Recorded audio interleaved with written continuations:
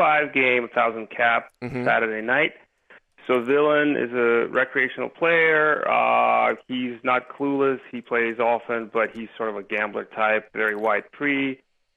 Sometimes opens, garbage, calls, and likely to piece off on the flop. Kind of looking to hit 2-pair type of a player, right? Okay. So stacks about 1K plus effective. So villain limps under the gun. Okay. One more limp.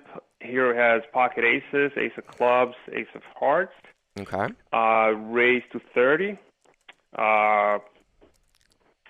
And folded to small blind, who's kind of an okay player, I guess. He calls and the villain calls. So it's 3-way to the flop. Okay. Yep. So we got 100 in the pot. And flop is jack of clubs, 8 of clubs, and 5 of diamonds. Jack of clubs, 8 of clubs, 5 of diamonds. And I just want to confirm that the villain in this hand that called is the first limper. Is that right? Like the initial guy who limped from up front? Yes, the under the gun limper. Okay. Exactly. Yep. Yes. So jack 8-5 with 2 clubs. Right, correct. Okay. Okay, so small blind leads out for 45. Okay. Yep. And the villain insta-calls, like instantly. Okay. So right away, I think it's very weak. So I raised to 200. So small blind leads for 45. V1 calls. Now, you said that you had the ace of clubs in your hand, right? Ace of clubs, ace of hearts? That's right. Okay. Yeah. Okay. So, it's jack of clubs, 8 of clubs, 5 of diamonds. So, one of the things that whenever I get let out on, right, and I have an overpair, I always feel like the first thing that somebody has is the nut flush draw. You know what I'm saying? It's a range of hands that someone can have when they lead out, especially in a multi-way pot, into the pre-flop raiser at a 2-5 game. It's going to be a lot of the nut flush draw. But because you have the ace of clubs in your hand, obviously, it can't be the nut flush draw. So what do we think that this guy could have?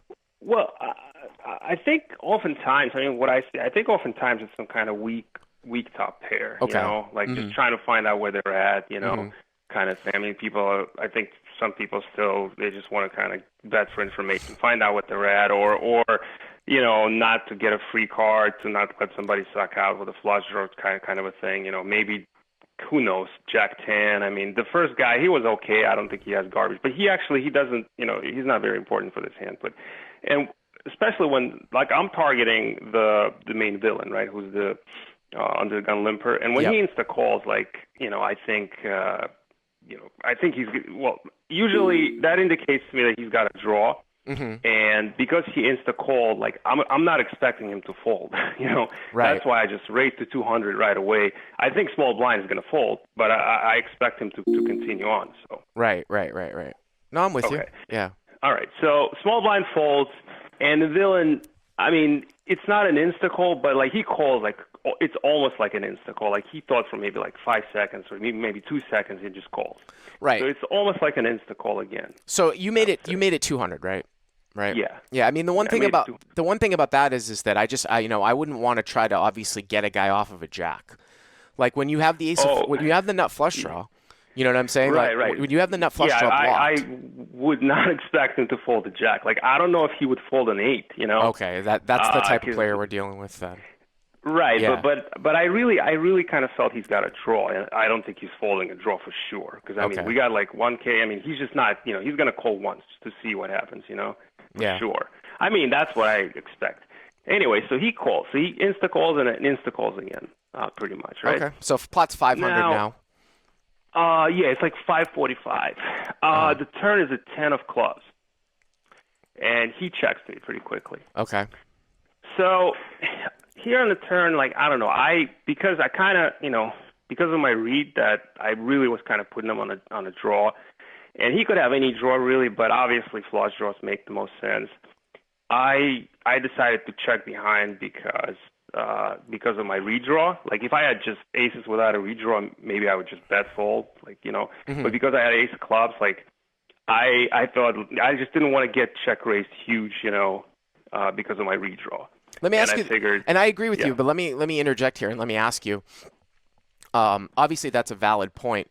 If you check back here and the river's a brick, say it's an offsuit deuce, obviously I don't know what the river's going to be, and like he comes out and bets like 400. Or 300 or 400. I mean, are you thinking to fold? Because this guy kind of seems wild, but at the same time, the straight draws that he might have basically would be paired now with a 10. I don't think that, like, say, for example, he had 9-10, right? That gets paired on the turn, so I don't think he would turn that into a bluff. It would seem to me like he has a fair amount of flushes if he led into you now on the river. Do you see what I'm saying? If the river's a brick. Right. Well, it's very interesting that you should say that, because that's pretty much exactly what happened. But and like when you say he's a wild player, I wouldn't really call him like a wild player. He's not. He was mostly like a gambler type. The kind of type that would call a lot, like while the pots are small, kind of hoping to hit. But I don't think he's not like a crazy maniac guy. I don't think. Right. So I wouldn't characterize him as such. But he definitely, very, like, he can call light, very light, all right? But, so on the turn, like, so do you think, first of all, do you agree with sort of my thinking and with a check behind here with aces, with an ace of clubs? I mean, I think it would suck to get, like, jammed on. 9-7 is a hand that's a double gut shot that comes in on the turn, which is kind of a hidden double gut shot here. The stack sizes are really, really weird because, at this point, you've got about, 7? You have maybe a pot and a half size bet left or something like that? We had more than 1K. I just put 1K plus because it kind of didn't come into play. But I think we may have had, like, 13 and more. So there's more money behind, Well, I mean, if you're deeper, it really depends on the player type. I mean, again, this is just one of these spots where a lot of people won't check jam you without the nut flush nowadays, whereas, like, before, people would just go nuts with smaller flushes. So that whole old adage of checking behind with the redraw that we've talked about a lot on this site, if you're never getting jammed off your hand, you don't really have to worry about that all that much. You know what I mean? Like, it's just like, because here's the thing, like, if you raise the flop, I'm not saying that no one ever check raises the turn with a flush, but I'm saying that you got to look at the action of the entire hand. When you raise the flop and then a club comes on the turn and you bet the turn when checked to, a lot of players at that stack depth are not going to check raise any smaller flush there. You see what I'm saying? So if you were to throw out the whole idea that you're going to get raised off of your draw, you could just look at it like a scenario, well, am I ahead here or am I not ahead?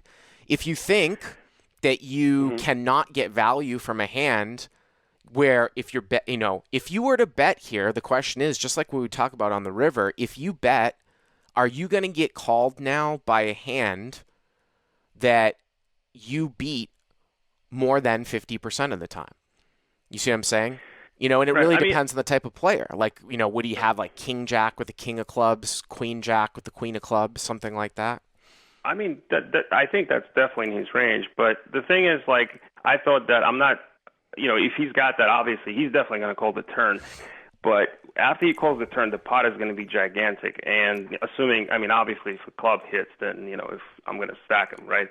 But if it doesn't hit, I don't know if he's going to call like a gigantic bomb on the river with just one pair, even though he's, kind of right. Light. And you can sometimes get 2 good streets and you just check behind here and you let the hand a little bit reveal itself or something like that. No, I'm with you. I just, there's been a little bit of back and forth, even though it doesn't necessarily apply to this hand.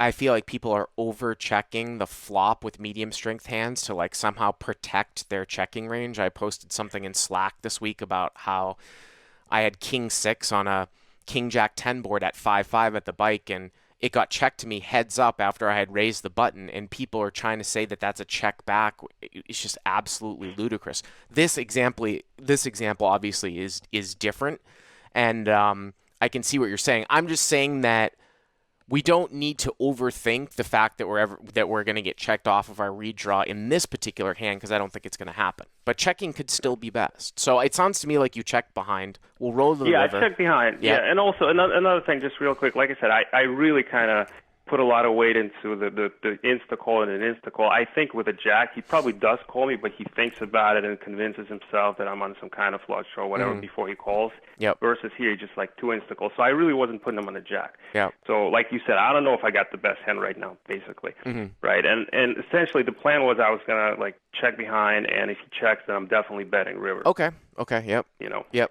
All right. So, but that's not what happened. The river. So the river was eight of hearts, whatever, all suits. So he paired the 8. Yep. But again, I wasn't really worried about the 8. But so he thinks. So it's 8 of hearts. He thinks for like a little bit, maybe 10 seconds, whatever, 20 seconds, and he bets 300. Okay. So at this point, what are we thinking?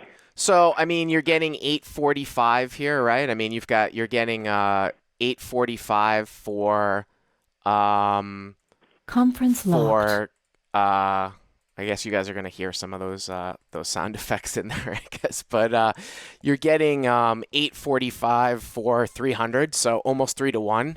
And the question is, are you good here, 1 out of 4 times?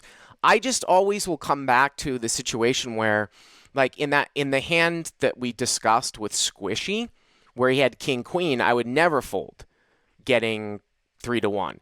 Here, I could easily see a fold getting 3 to 1, and really where the tipping point is that there are a few hands here that draws would pair.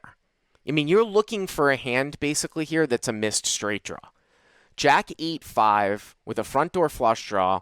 A guy calls a bet, then he calls your raise as the pre-flop raiser on the flop, right? So He's got a jack, he's got a club draw, he's really bad, he has an 8, or he's got a hand like 9-10 or 9-7, okay? Or queen 9. Those are gut shots. Now the turn's a 10. The clubs come in, 7-9 comes in, queen 9 comes in, it goes check, check. So maybe he's got a free ride with an 8. Now the river's an 8. Okay, that's another hand that we lose to. And the straight draws that have missed are paired in the form of 9-10. Unless a guy's turning a jack into a bluff here, which I tend to not think so, then I don't so if he doesn't have jack X here when he bets the river, and he doesn't have 9-10 because it's paired on the turn, and we lose to a flush, and we lose to a straight, and we lose to trip 8s, then what do we think he has that he beats? 6-7? I mean, is that really the only thing that we're calling with here for 6-7? You see what I'm saying? Yeah, no, I hear you. I was thinking about, I was trying to find a flush, and the thing that I have the ace of clubs makes it sort of like, like if I didn't have it, I guess it would be easier to fold because he's got so many nuts flush draws in his range, right? Yeah. He's got the nut. But now that I have it, so I was trying to find a flush, like you said. What kind of flush?